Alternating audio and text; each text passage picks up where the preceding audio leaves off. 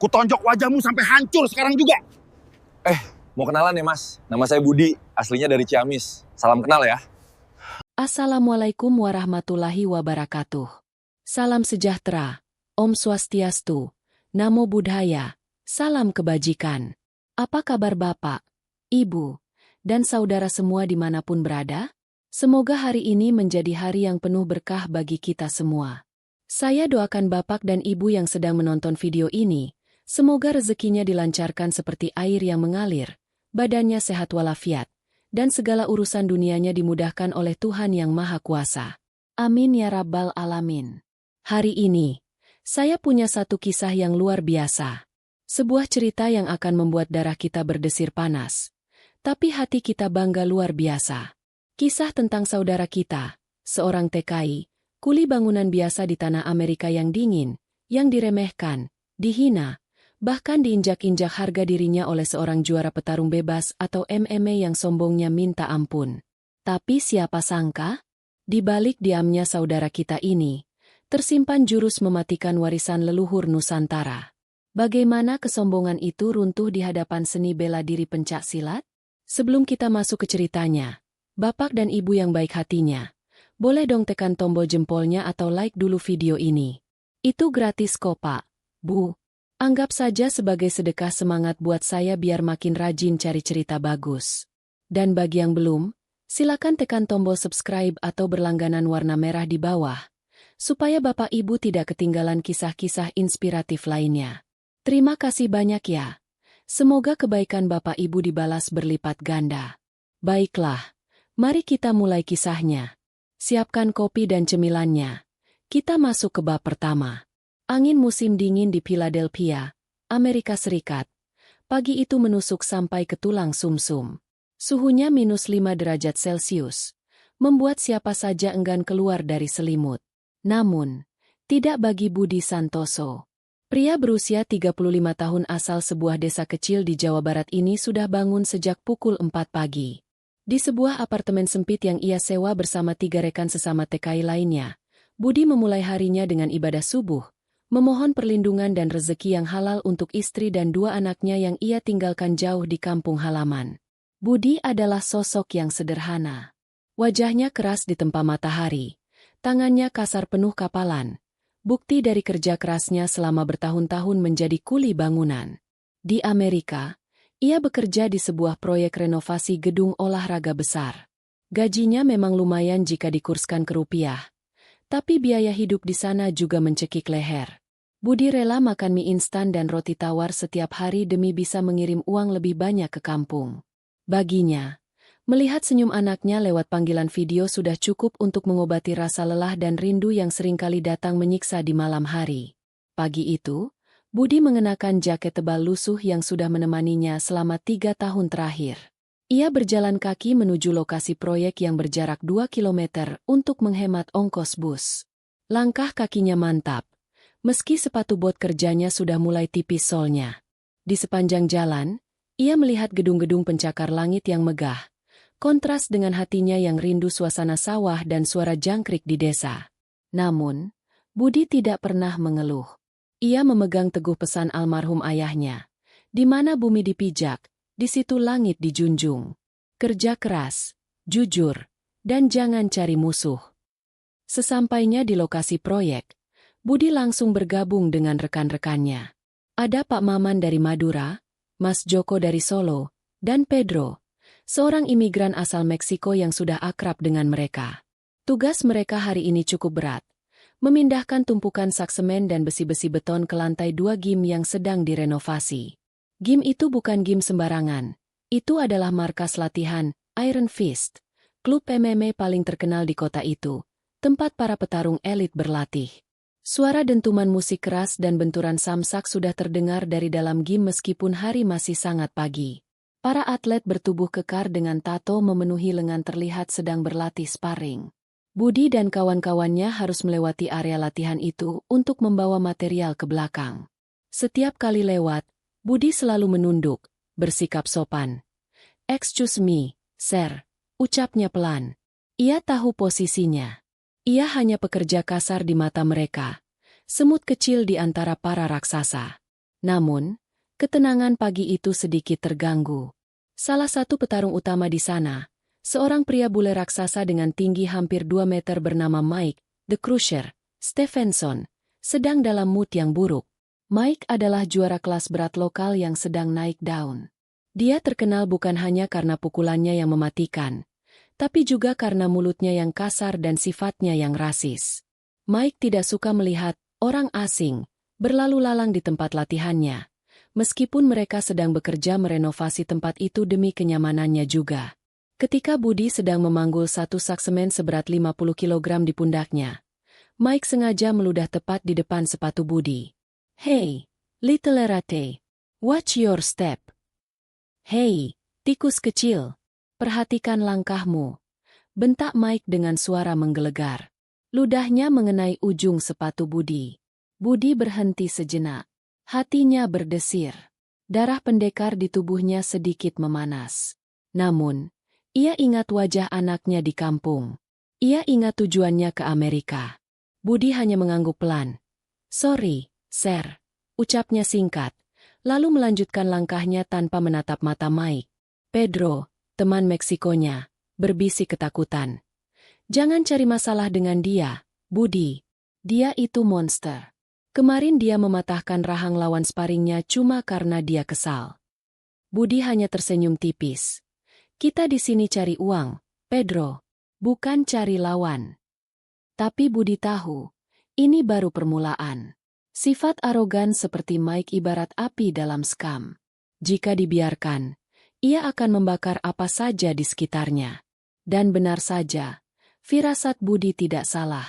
Hari itu akan menjadi hari yang panjang dan melelahkan, bukan karena beratnya semen, tapi karena beratnya menahan kesabaran di hadapan kesombongan manusia. Siang hari tiba. Waktunya istirahat makan siang. Budi dan rekan-rekannya duduk di pojokan area parkir, menggelar kardus bekas sebagai alas duduk. Mereka membuka bekal masing-masing. Budi membawa nasi putih dengan lauk telur dadar dan sambal terasi yang ia buat sendiri. Aroma sambal terasi yang khas langsung menyerbak begitu kotak makannya dibuka. Bagi Budi dan teman-temannya, aroma ini adalah surga, pengobat rindu pada tanah air. Tapi bagi orang lain, mungkin aromanya dianggap aneh. Di saat mereka sedang menikmati suapan pertama, pintu belakang gym terbuka. Mike Stephenson keluar bersama dua orang teman sparingnya, tertawa terbahak-bahak sambil memegang botol minuman berenergi. Mereka sepertinya baru selesai sesi latihan pagi yang intens. Mata Mike langsung tertuju pada kelompok Budi yang sedang makan di pojokan. Hidungnya mengernyit, seolah mencium bau busuk yang menyengat. "God, what is that smell?" "Ya Tuhan, bau apa itu?" teriak Mike sambil mengibas-ngibaskan tangannya di depan hidung secara berlebihan. Teman-temannya ikut tertawa mengejek. Mike berjalan mendekati Budi dan kawan-kawannya. Bayangannya yang besar menutupi sinar matahari yang menerpa wajah Budi. Suasana yang tadinya hangat penuh canda tawa antar sesama TKI, mendadak berubah menjadi tegang dan mencekam. "Hei, kalian!" Mike berteriak dalam bahasa Inggris, menunjuk makanan Budi dengan ujung sepatunya yang mahal. "Kalian makan sampah apa ini? Baunya seperti bangkai tikus. Ini area gym elit, bukan tempat pembuangan sampah." Pak Maman yang sumbu pendek hampir saja berdiri, tapi Budi menahan paha Pak Maman dengan tangannya yang kokoh. Budi menatap Pak Maman dengan tatapan yang mengisyaratkan, "Sabar." Budi kemudian mendongak, menatap Mike dengan tenang. "Ini makanan kami, Sir. Maaf jika baunya mengganggu. Kami makan di area parkir, jauh dari pintu masuk," jawab Budi dengan bahasa Inggris yang terbata-bata namun jelas. Keberanian Budi menjawab rupanya justru memancing amarah Mike. Baginya, kuli bangunan imigran seperti Budi tidak punya hak untuk menjawab, hanya boleh menunduk dan menurut. "Kau berani menjawabku?" Mike mendengus. Tanpa aba-aba, kaki kanannya yang besar menendang kotak makan di tangan Budi. Prang! Kotak makan plastik itu terlempar. Nasi putih, telur dadar, dan sambal terasi yang berharga itu berserakan di aspal yang kotor. Butir-butir nasi berhamburan bercampur debu. Suasana hening seketika. Rekan-rekan Budi terbelalak kaget. Tak menyangka Mike akan bertindak sekasar itu. Budi terdiam menatap makanannya yang kini kotor. Itu adalah rezekinya hari ini. Di kampung, istrinya mungkin harus berhemat untuk bisa membeli beras. Dan di sini, nasi itu ditendang begitu saja oleh orang yang merasa dirinya paling hebat. Tangan Budi mengepal kuat di samping badannya. Urat-urat di lengannya menonjol. Napasnya mulai berat, mengatur emosi yang meluap-luap di dada. Mike tertawa puas melihat Budi yang diam saja. Itu pelajaran buatmu. Jangan bawa makanan bau busuk ke wilayahku. Bersihkan sampah itu, atau aku akan pastikan kalian semua dipecat hari ini juga. Ancam Mike sambil meludah lagi ke arah tumpukan nasi yang berserakan, lalu berbalik pergi masuk ke dalam gym diikuti tawa teman-temannya. Pintu besi ditutup dengan keras. Bam! Meninggalkan Budi dalam keheningan yang menyakitkan. Mas Joko buru-buru membantu Budi memunguti kotak makannya. Kurang ajar si bule itu. Mas Budi, sampean diem aja digitun? Kalau di Solo, wis tak santet wong. Gerutu Mas Joko dengan mata berkaca-kaca. Kasihan melihat temannya diperlakukan seperti binatang. Budi menarik napas panjang, lalu menghembuskannya perlahan. Ia memungut sisa telur dadar yang sudah terkena debu, menatapnya nanar. Sabar, Mas. Gusti Allah mboten sar, Tuhan tidak tidur, ucap Budi lirih. Ia membersihkan sisa makanan itu, membungkusnya ke plastik sampah. Di dalam hatinya, ada gemuruh yang sedang ia redam. Bukan karena takut, tapi karena ia tahu, jika ia meledak sekarang, nasib teman-temannya juga akan terancam. Mereka butuh pekerjaan ini. Tapi Budi juga sadar, kesabaran ada batasnya, dan kehormatan ada harganya. Sore harinya, setelah jam kerja selesai, Budi tidak langsung pulang. Ia pergi ke sebuah taman kota yang sepi tak jauh dari lokasi proyek. Di sana, di bawah pohon maple yang daunnya sudah gugur karena musim dingin, Budi melepas lelah jiwanya. Ia butuh menyalurkan energi negatif yang ia terima hari ini. Budi membuka jaket tebalnya, menyisakan kaos oblong tipis. Udara dingin seolah tak menyentuh kulitnya. Ia mulai menggerakkan tubuhnya. Bukan gerakan sembarangan, melainkan gerakan yang sangat terukur, luwes, namun bertenaga. Kuda-kuda rendah terpasang kokoh. Kakinya melangkah membentuk pola segitiga di atas rumput yang membeku. Tangannya menari, memotong angin dengan kecepatan yang sulit diikuti mata biasa. Ud, ud. Suara desingan angin terdengar setiap kali ia melontarkan pukulan atau tangkisan. Budi bukanlah orang sembarangan. Di kampung halamannya di Ciamis, ia adalah seorang jawara, kampung, pelatih muda di perguruan pencaksilat Cimande yang diwariskan turun-temurun oleh keluarganya. Ia menguasai aliran Cimande yang terkenal dengan ketahanan tangan dan pukulan mematikan, serta aliran Cikalong yang mengandalkan rasa dan tipuan halus. Namun sejak merantau ke Amerika, ia mengubur identitas itu dalam-dalam. Ia datang sebagai pekerja, bukan sebagai petarung. Gerakan Budi semakin cepat. Bayangan Mike yang menendang nasinya terlintas di benak. Hia aat. Budi melakukan tendangan memutar yang menghantam batang pohon besar. Buk! Pohon itu bergetar hebat. Beberapa ranting kering jatuh berguguran. Budi berhenti. Ia mengatur napasnya. Astagfirullah, ucapnya. Ia sadar, ia tadi memukul dengan emosi. Dalam silat, emosi adalah musuh utama. Kekuatan tanpa kendali hanya akan menghancurkan diri sendiri. Tanpa Budi sadari, ada sepasang mata yang memperhatikannya dari kejauhan. Itu adalah Emer Henderson, seorang pria tua kulit hitam, penjaga kebersihan taman yang sedang menyapu daun kering. Emer Henderson adalah mantan petinju amatir di masa mudanya. Matanya yang terlatih bisa melihat bahwa gerakan Budi bukanlah senam biasa. Ada teknik tinggi, ada keindahan, dan ada bahaya yang tersembunyi di balik gerakan pria Asia itu. Emer Henderson mendekat perlahan. "San, that was beautiful." "Nak, itu tadi indah sekali," sapanya. Budi terkejut. Langsung menghentikan kuda-kudanya dan kembali bersikap seperti orang biasa yang canggung. "Oh, no sir. Just stretching." "Olahraga," jawab Budi merendah sambil tersenyum malu. Emer Henderson terkekeh. Stretching doesn't shake a big tree like that, son. You have power. Peregangan tidak membuat pohon besar bergetar seperti itu. Nak, kau punya kekuatan. Budi hanya tersenyum sopan, enggan membahas lebih lanjut. Ia memakai kembali jaketnya. I have to go home, sir. Good evening. Pamit Budi. Ia berjalan pulang dengan perasaan sedikit lebih lega. Latihannya tadi sedikit membuang racun di hatinya. Namun, takdir sepertinya belum selesai mempertemukan Budi dengan masalah. Keesokan harinya, suasana di lokasi proyek semakin tidak enak. Mike Stephenson rupanya belum puas. Ia merasa Budi dan kawan-kawannya adalah mainan baru yang menyenangkan untuk dibuli. Saat Budi sedang mengaduk semen, Mike datang lagi. Kali ini ia membawa kamera HP, merekam Budi sambil mengejek untuk konten media sosialnya. Look at this guy, working like a slave for pennies. Lihat orang ini, bekerja seperti budak demi uang receh. Ejek Mike ke arah kamera. Budi tetap diam, fokus bekerja. Namun, Mike bertindak lebih jauh. Ia sengaja menumpahkan ember berisi air kotor bekas pel ke arah Budi. Biur! Sekujur tubuh Budi basah kuyup oleh air hitam yang bau. Di tengah cuaca musim dingin yang membeku, disiram air adalah siksaan fisik yang nyata. Tubuh Budi menggigil hebat.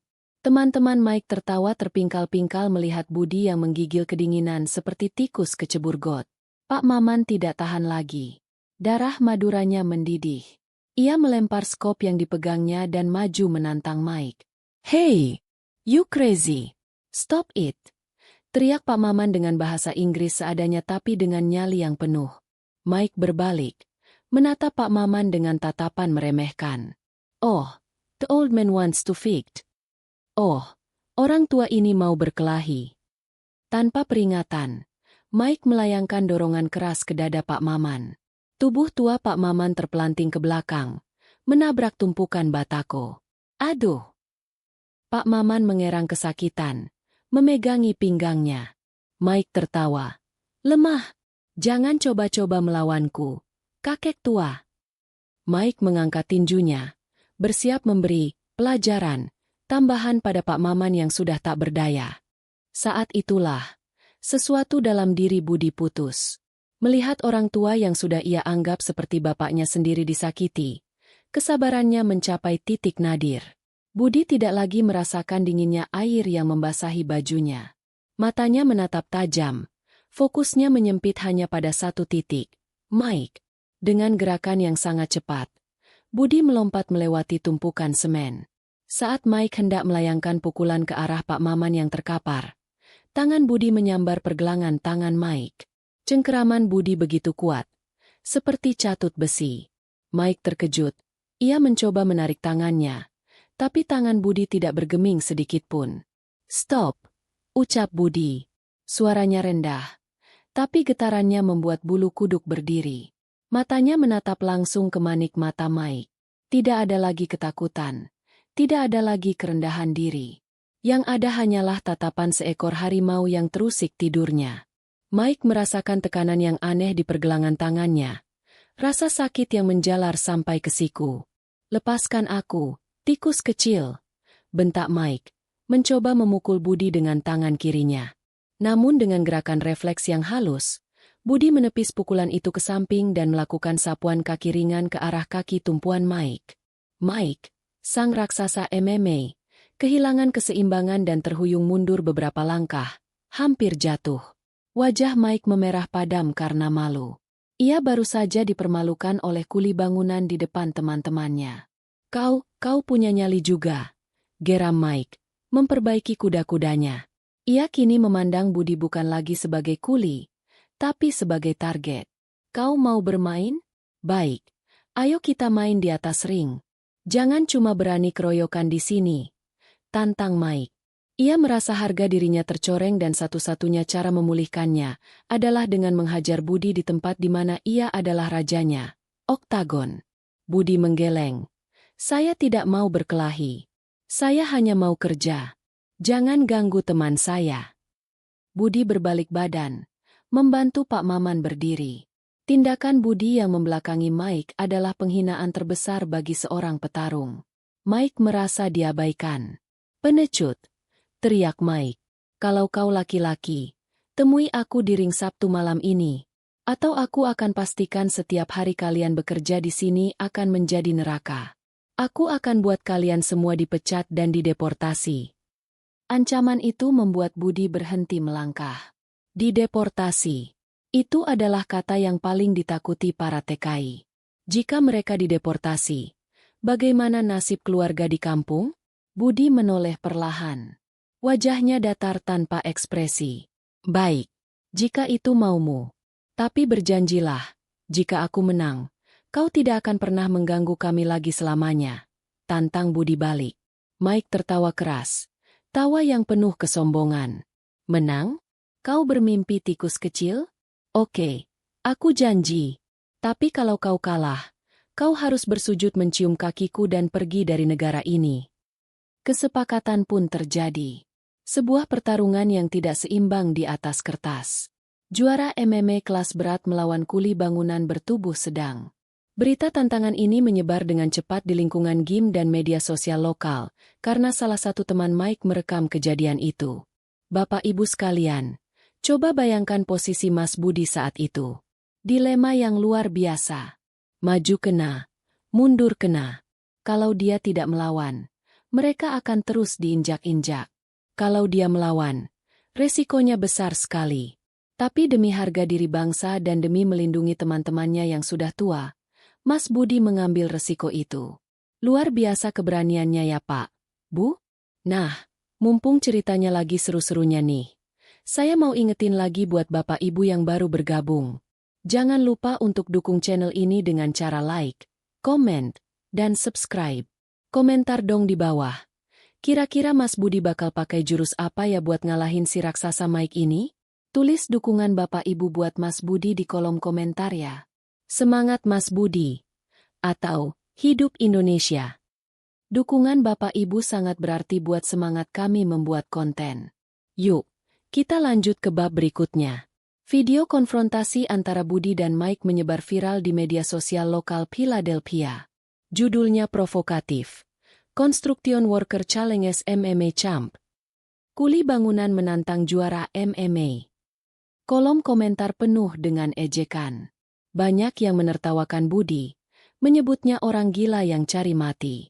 Dia pikir ini film kungfu? Mike akan membunuhnya dalam 10 detik. Begitu rata-rata komentar netizen Amerika. Namun, di sisi lain, video itu juga sampai ke komunitas masyarakat Indonesia di Amerika. Reaksinya berbeda 180 derajat. Grup-grup WhatsApp TKI, mahasiswa Indonesia, hingga grup pengajian ibu-ibu diaspora heboh. Mereka melihat ketenangan Budi, cara dia menepis pukulan Mike, dan sorot matanya yang berani. Gelombang dukungan mulai muncul. "Ini soal harga diri kita," tulis seorang mahasiswa. "Jangan biarkan Mas Budi berjuang sendiri." Malam itu, apartemen Budi didatangi banyak orang.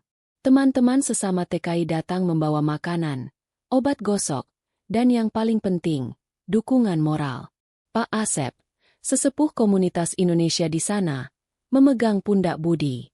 "Bud, kamu yakin? Ini bukan main-main. Mike itu atlet profesional. Pukulannya bisa bikin orang masuk rumah sakit." Budi tersenyum, menyuguhkan teh hangat untuk tamunya. "Insya Allah, Pak, saya tidak cari menang kalah. Saya cuma mau dia berhenti menghina kita. Kalau saya diam, selamanya kita dianggap rendah. Lagi pula, saya punya Allah. Sebesar apapun Mike, dia tetap ciptaan Allah, sama seperti saya." Jawaban Budi yang tenang membuat hati semua yang hadir bergetar. Tidak ada kesombongan, hanya keyakinan yang teguh. Sementara itu, di markas Iron Fist, Mike sedang berlatih gila-gilaan. Bukan karena ia takut pada Budi, tapi karena ia ingin membuat pertunjukan pembantaian. Ia ingin menjadikan Budi contoh bagi siapa saja yang berani menatap matanya. Ia memukul samsak hingga rantai penggantungnya berderit ngeri. "Aku akan hancurkan tulang rusuknya," gumam Mike pada pelatihnya. Pelatihnya hanya menggeleng. Jangan remehkan dia, Mike. Keseimbangannya tadi itu bukan keberuntungan. Mike hanya mendengus. Itu cuma kebetulan. 3 hari tersisa sebelum pertarungan. Budi tidak mengubah rutinitas kerjanya. Ia tetap bekerja mengaduk semen, mengangkat besi, dan memalu paku. Bagi Budi, kerjanya adalah latihan fisiknya. Mengangkat sak semen melatih kekuatan kuda-kuda dan pinggang. Mengaduk pasir melatih putaran lengan. Ia menjadikan setiap gerak kerjanya sebagai meditasi gerak. Namun, setiap malam, Budi pergi ke taman kota tempat ia bertemu Emer Henderson. Ia melatih kembali jurus-jurus mematikan yang sudah lama ia simpan. Ia melatih langkah 3, pola langkah segitiga khas silat yang memungkinkan dia menyerang dari sudut buta lawan. Ia melatih guntingan, teknik menjatuhkan lawan dengan menjepit kaki. Dan yang paling penting, ia melatih pernapasan tenaga dalam. Emer Henderson setia menemani. Meski ia bukan pesilat, ia memberi masukan tentang gaya bertarung MMA. Mike itu kuat di ground and pound. Budi, kalau dia menjatuhkanmu dan menindihmu, tamat riwayatmu. Kau harus jaga jarak, gunakan kelincahanmu. Jangan biarkan dia menangkapmu. Nasihat pria tua itu. Budi mendengarkan dengan seksama. Ia tahu, silat tradisional harus beradaptasi untuk melawan gaya modern MMA. Budi tidak berlatih memukul benda keras. Ia berlatih memukul daun yang jatuh. Ia melatih kelembutan. Prinsip silat yang ia pegang, lemes kadeudeuh, tewas kekuatan, lembut karena kasih sayang, keras karena kekuatan. Ia akan menggunakan tenaga Mike untuk menjatuhkan Mike sendiri. Ia tidak berniat melukai Mike secara permanen. Ia hanya ingin melumpuhkan kesombongannya. Sehari sebelum pertarungan, diadakan acara penimbangan badan kecil-kecilan di gym. Ini sebenarnya hanya formalitas untuk konten YouTube gym tersebut. Tapi suasananya panas. Mike datang dengan jubah emasnya, memamerkan otot-ototnya yang seperti batu granit. Beratnya 110 kilogram, murni otot. Penonton bersorak, mengelulukan nama Mike. Lalu giliran Budi. Ia datang hanya mengenakan kaos oblong putih polos dan celana training. Badannya jauh lebih kecil, hanya 70 kilogram. Perbedaan berat 40 kilogram di dunia pertarungan profesional adalah hal gila. Seharusnya mereka tidak boleh bertarung. Orang-orang tertawa melihat perbandingan fisik yang mencolok itu. Seperti gajah melawan kancil, celetuk seseorang. Saat sesi face-off, saling tatap, Mike menempelkan dahinya ke dahi Budi, mencoba mengintimidasi. Mike menyeringai. Kau sudah tulis surat wasiat, tikus kecil. Budi tidak mundur 1 milimeter pun. Ia menatap mata Mike dengan tatapan yang teduh namun dalam. Seperti laut yang tenang tapi menghanyutkan. Simpan tenagamu untuk besok, Tuan, bisik Budi pelan. Ketenangan Budi justru membuat Mike sedikit gentar. Meski ia segera menutupinya dengan dorongan kasar. Video penimbangan badan ini kembali viral. Namun kali ini, komentar mulai berubah. Banyak yang melihat ketenangan Budi sebagai aura misterius. Orang ini, dia tidak terlihat takut sama sekali, tulis seorang netizen. Biasanya orang yang paling tenang adalah yang paling berbahaya, tulis yang lain. Malam sebelum pertarungan, Budi melakukan panggilan video ke kampung halaman. Ia tidak memberitahu istrinya bahwa ia akan bertarung. Ia tidak ingin istrinya khawatir. Ia hanya meminta doa. Neng, doakan akang ya. Besok ada pekerjaan berat. Doakan akang selamat dan lancar. Istrinya, Siti, yang sedang menggendong anak bungsunya, tersenyum lembut. Akang kan kuat. Sing ati-ati ya Kang. Jangan lupa sholat. Kami di sini selalu mendoakan akang. Ibu juga tadi nitip pesan. Katanya akang harus jaga diri. Jangan lupa makan. Mendengar suara istrinya dan melihat wajah polos anaknya, hati Budi yang tadinya tegang menjadi luluh. Budi menutup telepon dengan mata berkaca-kaca. Ia mengambil wudhu, menggelar sajadah di lantai apartemennya yang dingin. Ia sholat tahajud, bersujud lama sekali. Ia menyerahkan segalanya pada Yang Maha Kuasa. Ya Allah, hamba tidak mencari permusuhan. Hamba hanya membela kehormatan diri dan bangsa hamba. Berilah hamba kekuatan, bukan untuk menyakiti, tapi untuk menyadarkan. Di keheningan malam Philadelphia, doa sang TKI melangit, menembus atap-atap gedung pencakar langit, mengetuk pintu langit. Kekuatan spiritual inilah yang tidak dimiliki oleh Mike. Mike punya otot, steroid, dan suplemen. Tapi Budi punya doa ibu, doa istri, dan kepasrahan total pada Tuhan. Hari Sabtu tiba. Malam pertarungan. Gym Iron Fist disulap menjadi arena pertarungan semi-profesional. Lampu sorot menyilaukan mata. Musik hip-hop berdentum keras. Ratusan penonton memadati tribun. Kebanyakan adalah pendukung Mike. Orang-orang lokal yang ingin melihat darah. Mereka memegang gelas bir, berteriak-teriak kasar. Namun, di salah satu sudut tribun, ada pemandangan yang mengharukan. Sekelompok orang Indonesia berkumpul. Mereka datang dari berbagai penjuru kota. Bahkan ada yang dari New York dan Washington DC. Mereka tidak membawa bir. Mereka membawa bendera merah putih kecil. Ada bapak-bapak berkopiah, ibu-ibu berjilbab, mahasiswa dengan jaket alma mater. Mereka adalah pendukung Budi. Indonesia, Indonesia, Budi, Budi, teriak mereka. Suara mereka memang kalah keras dibanding pendukung Mike, tapi semangat mereka membara.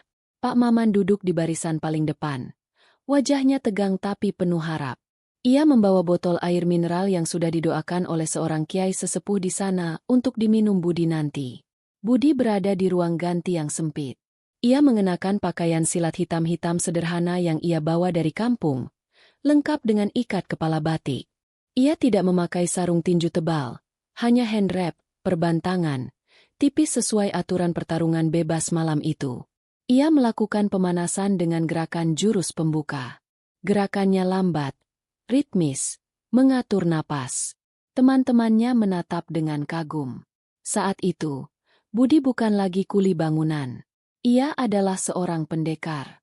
MC pertarungan masuk ke tengah ring oktagon. Ladies and gentlemen, welcome to the main event.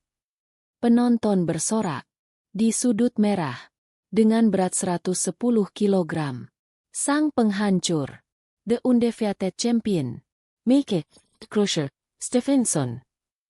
Mike keluar diiringi musik rock cadas, kembang api, dan asap buatan. Ia melompat-lompat, memukul-mukul dadanya seperti gorila. Ia naik ke atas pagar ring, meraung ke arah penonton. Aura arogansinya memenuhi ruangan. Ia menatap ke sudut pendukung Indonesia dan memberikan gestur memotong leher. Ejekan dan sorakan, "Bo!" terdengar dari pendukung Mike ke arah penonton Indonesia. Dan di sudut biru. MC melanjutkan, suaranya agak ragu karena ia bahkan tidak tahu nama lengkap Budi dengan benar. The Challenger. From Indonesia. Budi Santoso. Tidak ada musik rock. Tidak ada kembang api. Budi berjalan keluar dengan tenang. Ia tidak melompat-lompat.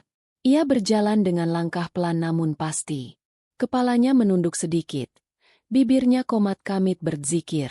Saat ia masuk ke dalam ring, ia tidak langsung menatap Mike.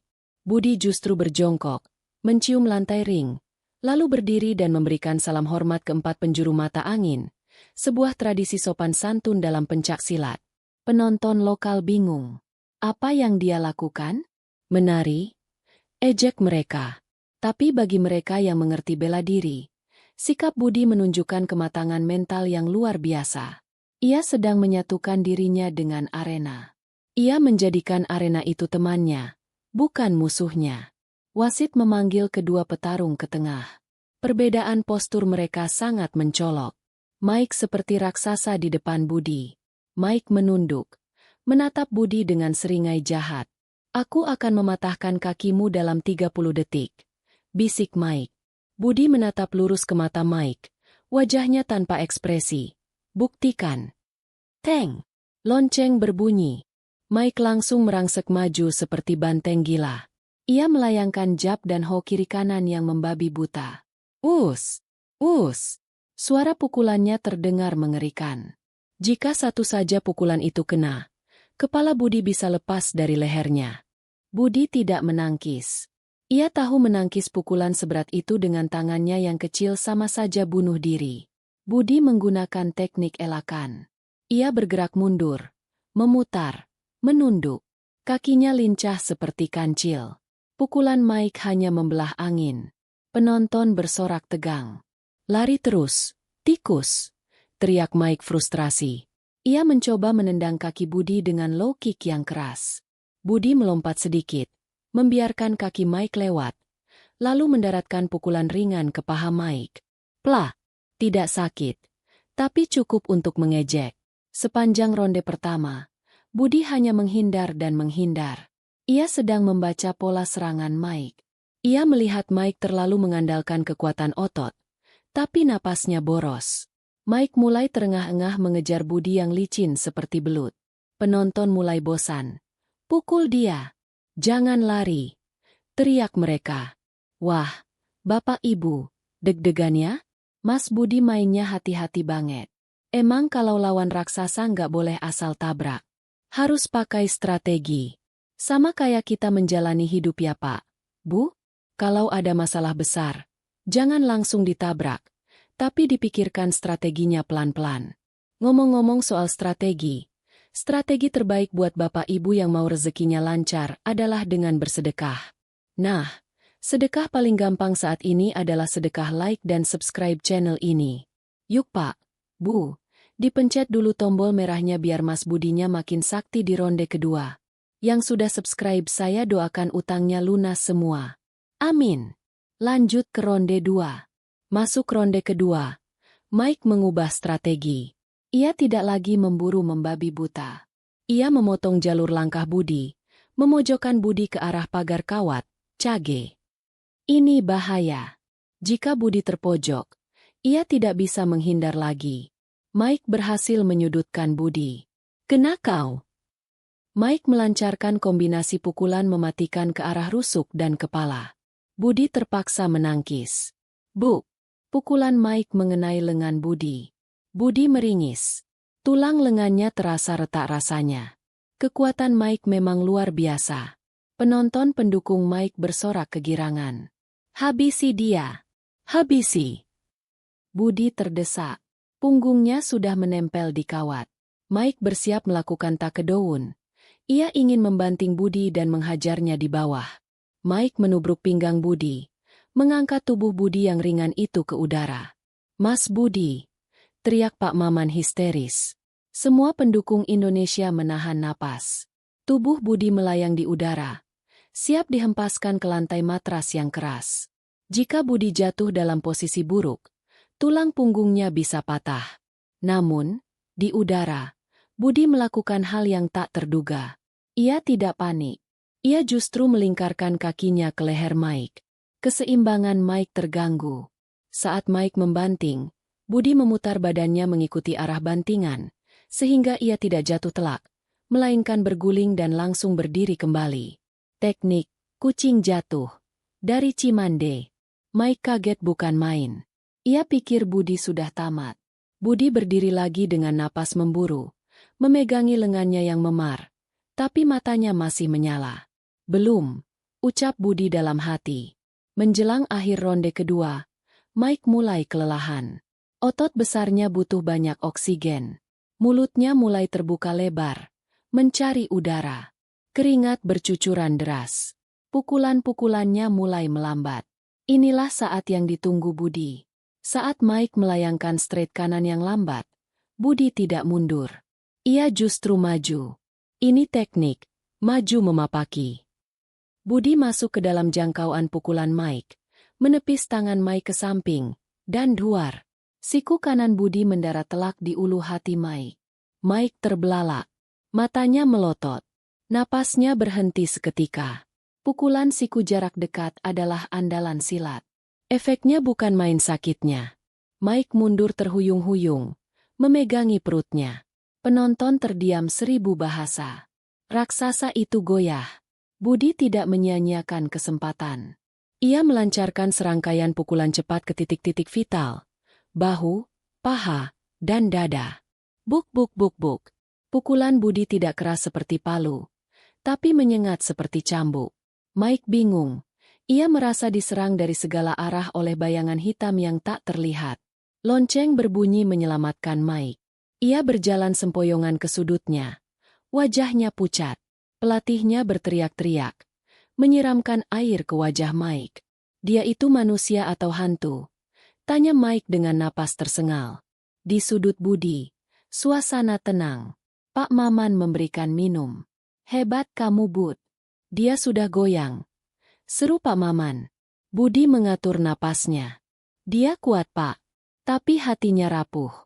Emosinya sudah menguasai dia. Ronde ketiga. Insya Allah selesai. Budi menatap Mike di seberang sana. Ia melihat ketakutan di mata Mike. Ketakutan dari seseorang yang selama ini merasa paling kuat.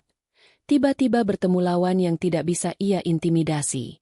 Budi tidak merasa benci. Ia justru merasa kasihan. Wasit memberi isyarat ronde ketiga. Ronde terakhir. Penonton yang tadinya mengejek Budi, kini mulai diam. Sebagian bahkan mulai bertepuk tangan pelan untuk Budi.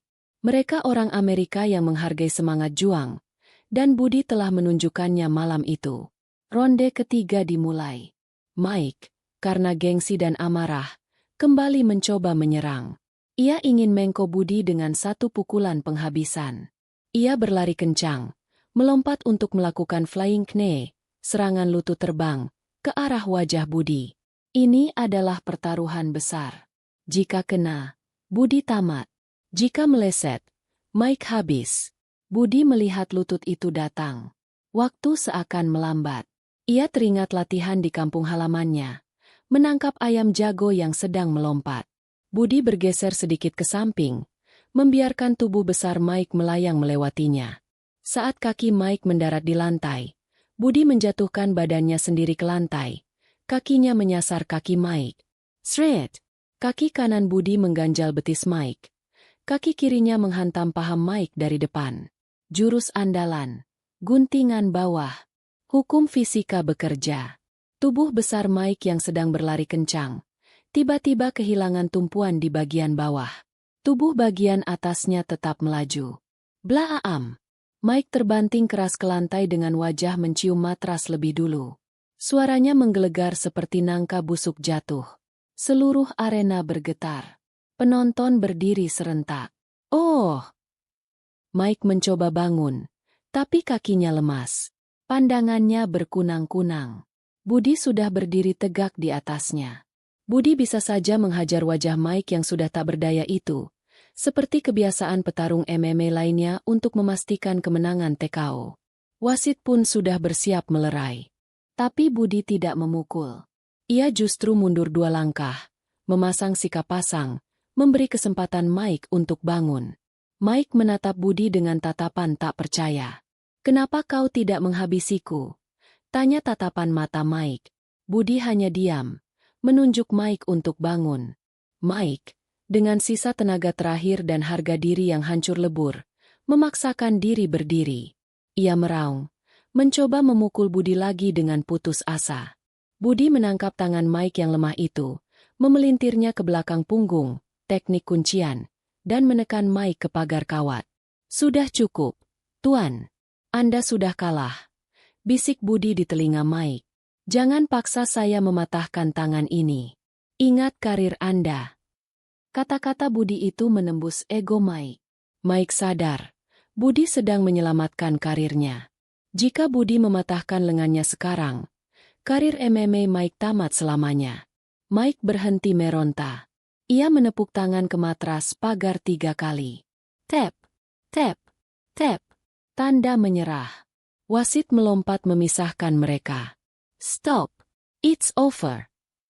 Hening sejenak. Lalu meledaklah sorakan di arena. Tapi kali ini, sorakan itu untuk Budi. Budi, Budi, Budi. Pendukung Indonesia menangis haru. Mereka melompat-lompat, berpelukan. Pak Maman sujud syukur di pinggir ring. Budi, begitu dilepaskan wasit, langsung bersujud di tengah ring. Ia mencium lantai lagi, bersyukur kepada Allah yang telah memberinya keselamatan. Tidak ada selebrasi berlebihan. Tidak ada joget-joget sombong. Hanya sujud syukur yang hening dan khusyuk. Seseorang dari penonton melempar bendera merah putih ke dalam ring. Budi mengambilnya, membentangkannya di atas punggungnya. Pemandangan itu begitu magis. Seorang pria kecil dengan bendera Indonesia berdiri tegak setelah menumbangkan raksasa Amerika. Bapak-bapak, ibu-ibu, rasanya merinding kalau membayangkan momen itu. Bangga sekali rasanya jadi orang Indonesia. Budi membuktikan, bukan besar badan yang menentukan kemenangan, tapi besar hati dan keyakinan. Aduh, saya sampai mau nangis nyeritainnya. Terharu banget, Pak, Bu. Gimana? Keren kan Mas Budi kita? Nah, buat Bapak Ibu yang merasa bangga sama Indonesia, yuk tunjukkan rasa bangganya dengan share atau bagikan video ini ke grup keluarga, grup RT, atau Facebook Bapak Ibu. Biar semua orang tahu kehebatan pendekar kita. Yang belum subscribe, ayo dong dipencet sekarang. Gratis loh. Biar kita bisa terus bikin cerita-cerita patriotik kayak gini. Momen paling mengejutkan terjadi setelah pengumuman pemenang. Wasit mengangkat tangan Budi tinggi-tinggi. Mike Stephenson masih duduk di sudut ring, dirawat tim medis. Kepalanya tertunduk lesu. Budi berjalan mendekati Mike. Tim medis Mike sempat panik, mengira Budi mau menyerang lagi. Tapi Budi justru mengulurkan tangannya. Mike mendongak, menatap tangan kasar kuli bangunan itu.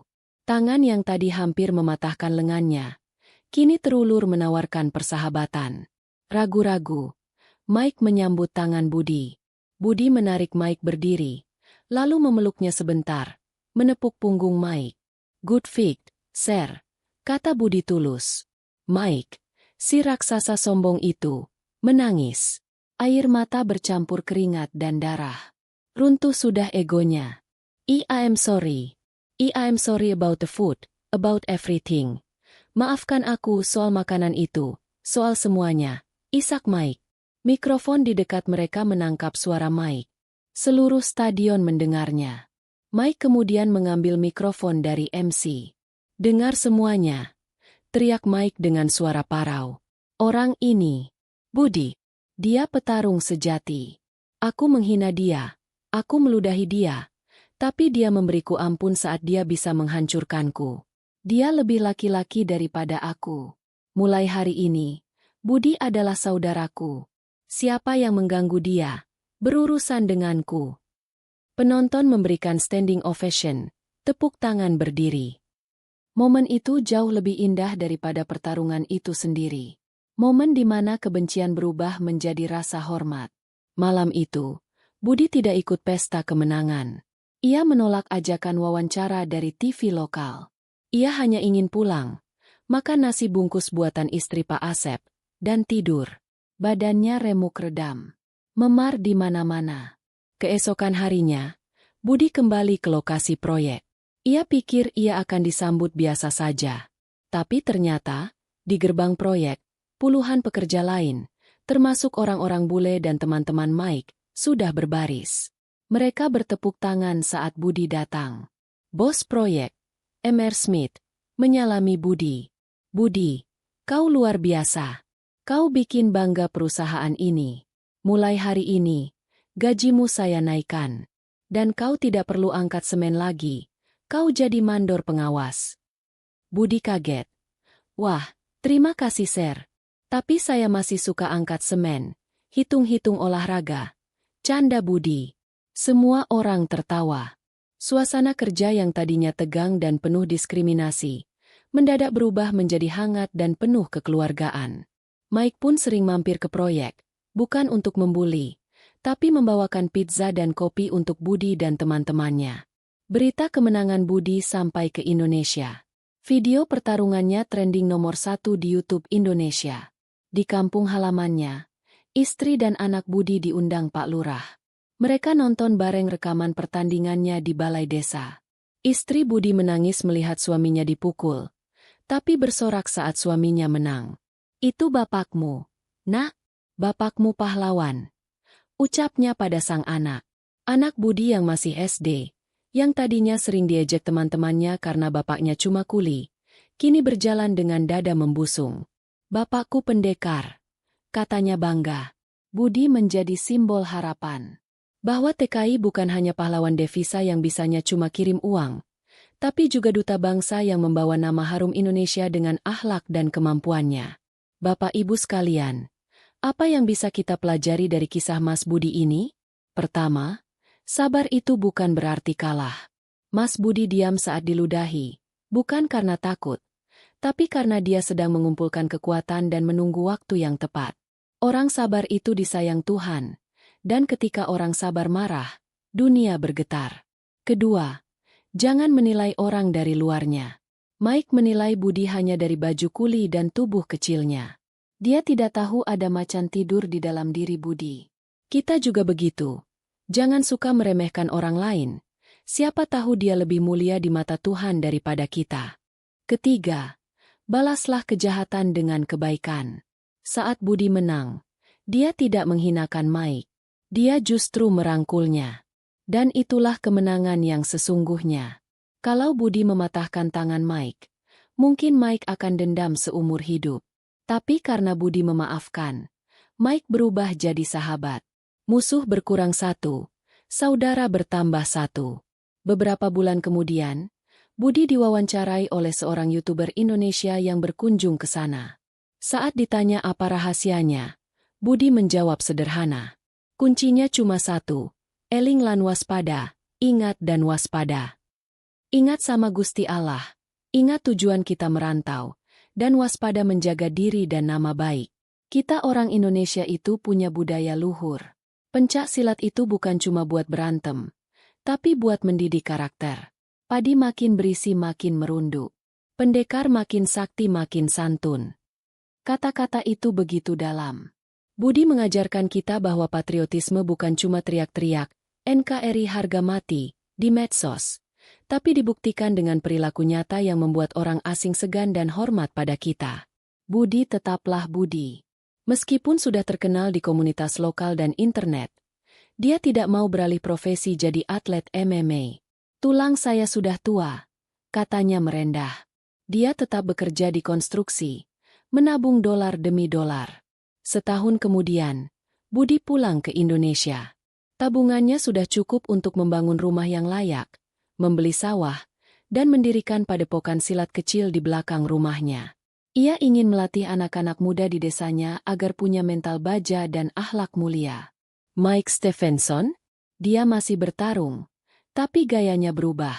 Dia jadi lebih sportif, tidak lagi rasis, dan sering menggunakan teknik guntingan yang diajarkan Budi padanya. Mike bahkan berencana liburan ke Indonesia untuk mengunjungi Master Budi di kampungnya. Kisah Budi menjadi legenda di antara para perantau di Philadelphia. Setiap kali ada TKI baru yang datang dan merasa minder, para senior akan menceritakan kisah ini. Jangan takut. Kamu ingat Budi? Kuli bangunan yang bikin juara MMA bertekuk lutut? Darah dia mengalir di tubuhmu juga. Padepokan silat Budi di kampung kini ramai murid. Bukan hanya anak-anak, tapi juga orang dewasa. Mereka belajar bukan untuk jadi jagoan, tapi untuk belajar ilmu padi. Budi selalu menekankan pada muridnya. Jurus bisa dipelajari dalam setahun, tapi akhlak butuh seumur hidup untuk dijaga. Dan begitulah, satu kebaikan kecil, satu keberanian untuk membela harga diri, melahirkan gelombang kebaikan yang tak terputus. Dari Philadelphia yang dingin, kehangatan itu sampai ke desa-desa di Indonesia. Alhamdulillah, selesai sudah kisah perjuangan Mas Budi Santoso. Sebuah perjalanan dari penghinaan menuju penghormatan. Dari kuli yang diremehkan menjadi saudara yang dibanggakan. Semoga kisah ini bisa menjadi penguat hati bagi bapak dan ibu yang sedang merasa lelah, merasa diremehkan, atau sedang berjuang demi keluarga. Ingatlah Pak, Bu, Gusti Allah tidak pernah tidur. Keringat yang bapak ibu teteskan demi keluarga, insya Allah akan menjadi sungai pahala di surga nanti. Tetaplah sabar. Tetaplah kuat, dan jagalah harga diri kita sebagai manusia yang beriman. Terima kasih banyak Bapak Ibu yang sudah setia mendengarkan cerita ini sampai detik terakhir. Kalian semua luar biasa. Saya doakan, semoga Bapak Ibu yang menonton video ini panjang umur, murah rezeki, dan selalu dalam lindungan Tuhan.